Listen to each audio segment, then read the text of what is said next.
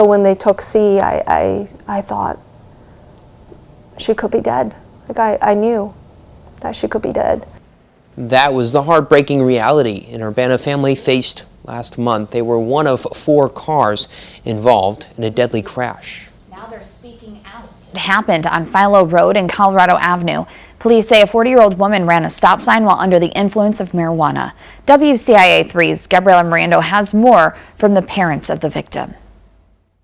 On a cold January day, Cece Hu took her first breath. She's a really calm baby for being a baby. After 2 miscarriages, it was a moment years in the making for her parents and 2 older sisters. They would do homework in the same room that she's sleeping in because they want to hang out. The family's newfound normal came crashing down in an instant when they were involved in a wreck. Initially, there was a silence in the car, and I didn't realize how bad it was. The oldest daughter was passed out in the 2nd row.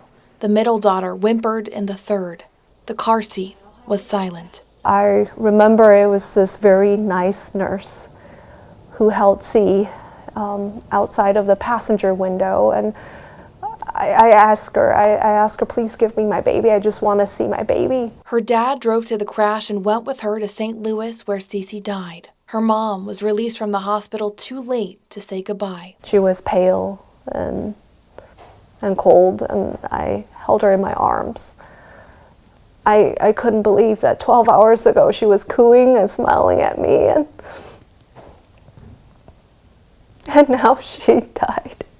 They left their baby behind as they drove back home to their 2 other daughters. I couldn't go into her nursery.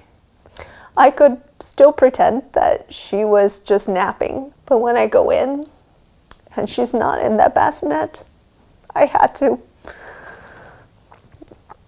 Yeah, I had to face a reality. They miss her full head of hair, holding her at family meals, and the coos that have since gone silent. Everything looks the same, but nothing is right anymore. She says yearly family photos will never be complete. It's impossible that 2 months will ever be enough for what she hoped to do with her baby. We don't want to just sink into grief and ignore everything else that we have. But on the other hand, we want to remember her. And I don't quite know how to balance that right now. Her memorial has come and gone, but her memory lives on. I'll just always miss a child. It doesn't mean that I can't enjoy or appreciate our other families and our awesome big girls, but she just left a hole that I don't think anything can fill.